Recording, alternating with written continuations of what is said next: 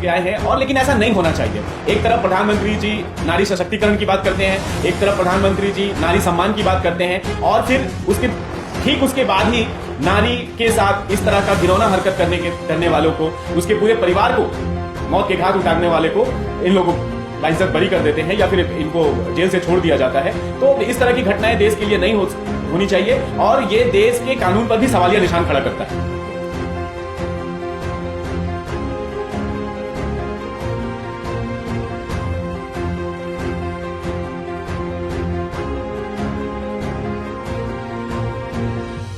तो अस्मत दरी बहुत रेप जो है ना, ये बहुत बड़ा मामला होता है एक महिला के लिए, ठीक है।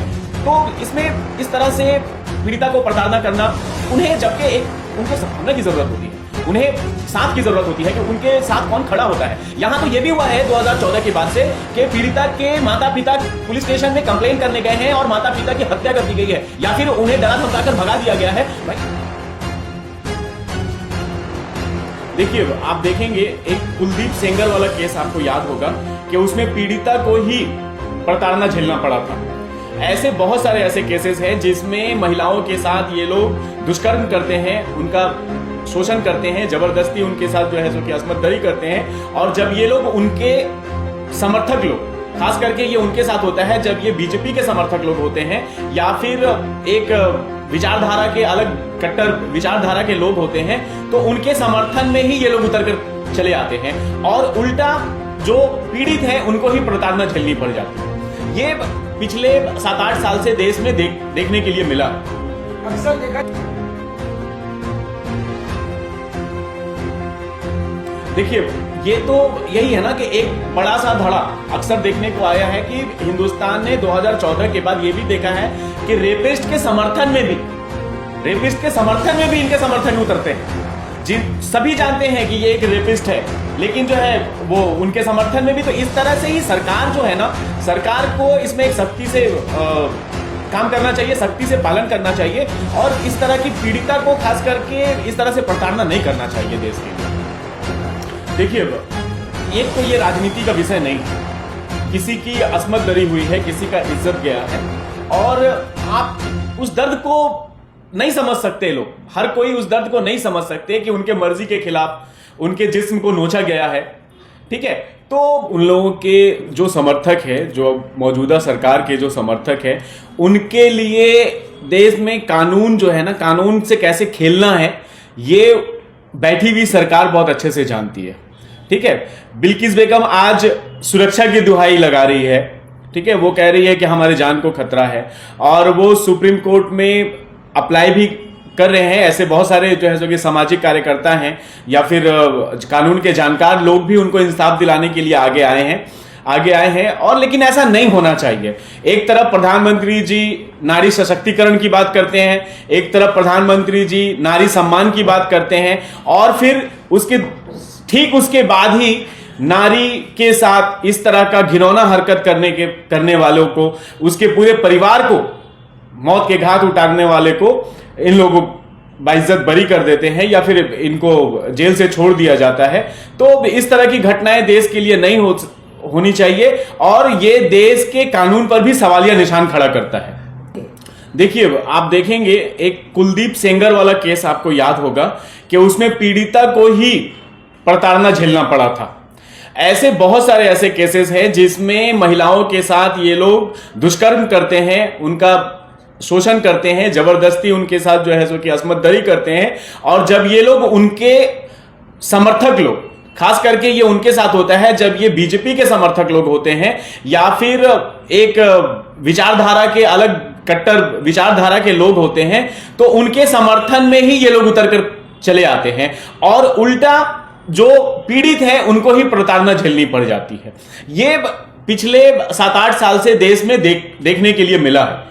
अक्सर देखा, देखिए, ये तो यही है ना कि एक बड़ा सा धड़ा अक्सर देखने को आया है कि हिंदुस्तान ने 2014 के बाद ये भी देखा है कि रेपिस्ट के समर्थन में भी इनके समर्थन उतरते हैं। सभी जानते हैं कि ये एक रेपिस्ट है, लेकिन जो है वो उनके समर्थन में भी। तो इस तरह से ही सरकार जो है ना, सरकार को इसमें एक सख्ती से काम करना चाहिए, सख्ती से पालन करना चाहिए और इस तरह की पीड़िता को खास करके इस तरह से प्रताड़ना नहीं करना चाहिए देश के लिए। देता है देखिए, एक तो ये राजनीति का विषय नहीं है, किसी की अस्मत दरी हुई है, किसी का इज्जत गया है और आप उस दर्द को नहीं समझ सकते। लोग, हर कोई उस दर्द को नहीं समझ सकते कि उनके मर्जी के खिलाफ उनके जिस्म को नोचा गया है। ठीक है, तो इस दर्द को समझते हुए कम से कम इससे लोगों को परहेज करना चाहिए। लोग अस्मत दरी, बहुत रेप जो है ना, ये बहुत बड़ा मामला होता है एक महिला के लिए। ठीक है, तो इसमें इस तरह से पीड़िता को प्रताड़ना करना, उन्हें जबकि एक उनको सद्भावना की जरूरत होती है, उन्हें साथ की जरूरत होती है कि उनके साथ कौन खड़ा होता है। यहां तो यह भी हुआ है 2014 के बाद से कि पीड़िता के माता पिता पुलिस स्टेशन में कंप्लेन करने गए हैं और माता पिता की हत्या कर दी गई है या फिर उन्हें डरा धमकाकर भगा दिया गया है। भाई आप देखेंगे ना, उस बच्ची को रातारात जला दिया, अंतिम संस्कार कर दिया और लोग जो है वो यूपी की घटना है ना भाई। ठीक है, और रातारात जो है जो कि वो शव तक माता पिता को नहीं दिया और जो है जो कि माता पिता के खिलाफ ही शायद उस पर केस वेस हो गया। तो ये पता नहीं किस तरफ देश जा रहा है और इसके लिए देश के लोगों को चिंता करनी चाहिए, खासकर देश के बुद्धिजीवी को। आप सिर्फ हाथरस कांड ही क्यों बोल रहे हैं? आप 2002 के दंगे का जिसने खुलासा किया वो भी तो अभी जेल में ही है। अभी आपने बताया तो हम लोगों ने हाथरस ठीक के बारे में है, बोला। 2002 के दंगे का जो रिपोर्ट किया, जिसने निष्पक्ष रिपोर्ट किया, ठीक है, वो भी जेल में है। जकिया जाफरी को जो है सो कि आज तक इंसाफ नहीं मिला। एहसान जाफरी को इंसाफ मिला है क्या? भाई एक एमएलए जिंदा जला दिया जाता है, उसको इंसाफ मिला क्या? बेचारी जो है वो सुप्रीम कोर्ट का दरवाजा खटखटाती है, वहां से जो है सो कि उनको खारिज कर दिया जाता है, वो केस लेने से इनकार कर दिया जाता है। ठीक है, तो अभी जो हाथरस वाला मामला है, देखिए वो एक बेचारा रिपोर्टर जो है सो कि वो अभी तक अंदर है। तो ऐसे देश नहीं चलेगा। ठीक है, और ये जो सरकार है ना, खास करके केंद्र सरकार और ये बीजेपी सरकार है ना, ये टेक्निक सरकार है। ये हर टेक्निक अपनाना जानती है कैसे अपने समर्थकों को बचाया जा सके। देखिए ईडी वगैरह, सीबीआई वगैरह, कभी भी एक भी आप बता दीजिए 2014 के बाद किसी बीजेपी के दरवाजे, बीजेपी वाले नेता या फिर उनके मंत्री या किसी एमएलए एमपी के दरवाजे पर गया हो? वो तो नहीं जाते हैं, उनको सिर्फ अपोजिशन में ही खोट दिखता है। तो क्या बोला जाए, ऐसे ही चलता है यहां पे, अभी तो ऐसे ही चल रहा है।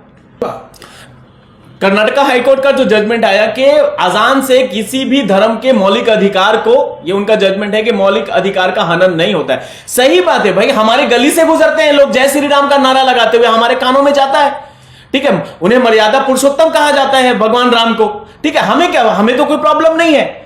तो इसी तरह से अगर आजान हो रही है तो उन्हें भी कोई प्रॉब्लम नहीं होना चाहिए। बहुत अच्छा जजमेंट दिया है कर्नाटका हाईकोर्ट ने। अब इसे वो लोग सुप्रीम कोर्ट में ले जाने की शायद तैयारी में लगे हुए हैं। ठीक है, लेकिन ये जजमेंट वाकई में कर्नाटका हाईकोर्ट का बहुत ही अच्छा जजमेंट आया है और जिसकी वजह से कानून पर भरोसा करने का दिल करता है इंसानों को। देखिए ऐसा नहीं है, लोग देश में अच्छे लोग भी हैं। हर वक्त जो है ये जो मुद्दे हैं उसमें लोगों को उलझाने की कोशिश करते हैं लोग। ठीक है, लेकिन एक धड़ा और भी तो है ना। अब जैसे बिल्किस बानो का ही आप केस ले लीजिए, एक धड़ा ये भी है ना जो उनके समर्थन में आया। एक पंजाब का एक सिंगर है, वो उन्होंने हाथ फैला करके उन्होंने कहा ना कि आप हमारे यहां आइए, हम आपकी सुरक्षा करेंगे। ठीक है, महुआ मोइत्रा जी का मैं शुक्रिया अदा करूंगा कि उन्होंने कम से कम हिम्मत दिखा करके सुप्रीम कोर्ट में अपील तो किया कि इस केस की सुनवाई की जाए, जल्द से जल्द की जाए। तो पूरा देश ऐसा नहीं है, ये सिर्फ उनके कुछ कट्टर सोच वाले समर्थक हैं जो इस तरह का जो है सो कि प्रोपेगेंडा करते हैं उनको। सर मैंने कहा ना कि ये टेक्निक सरकार है, अपने समर्थक को बचाना जानती है। लेकिन मेरा यह मानना है कि टी राजा सिंह जी को इतनी जल्दी जमानत नहीं मिलनी चाहिए थी। हालांकि बीजेपी ने उन्हें सस्पेंड किया है और शो कॉज भी किया है, शायद 10 या 14 दिन के अंदर में उनको कारण बताओ नोटिस भेजा है। ठीक है, यह बीजेपी सिर्फ दिखावा करती है, देखिएगा फिर बाद में जो है सो ये उनके ही समर्थक हैं लोग, इसमें कोई बोलने लायक नहीं है। लेकिन मेरी ये डिमांड होगी कि टी राजा साहब के ऊपर मुकदमा चलाया जाए और कानून के तहत सख्त से सख्त उनको सजा दी जाए, क्योंकि उन्होंने जवाब दिया ना, मुनव्वर फारूकी को जवाब दिया है।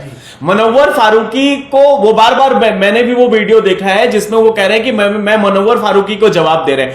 अगर कोई हिंदू, अगर कोई क्रिश्चियन, कोई सिख अगर हमारे धर्म के खिलाफ बोलता है तो इसका मतलब ये नहीं कि हमें अथॉरिटी मिल जाती है कि मैं उसके धर्म को खिलाफ बोलूं।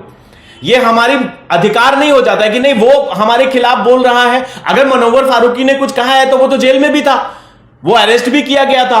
अकबरुद्दीन ओवैसी ने अगर हिंदू भावना को ठेस पहुंचाया है तो वो जेल में भी था, वो भी जमानत पर है, तो मनोवर फारूकी भी जमानत पर है। तो ये पूरी तरह से टी राजा का बाइकआउट करना चाहिए और इन पर इस तरह से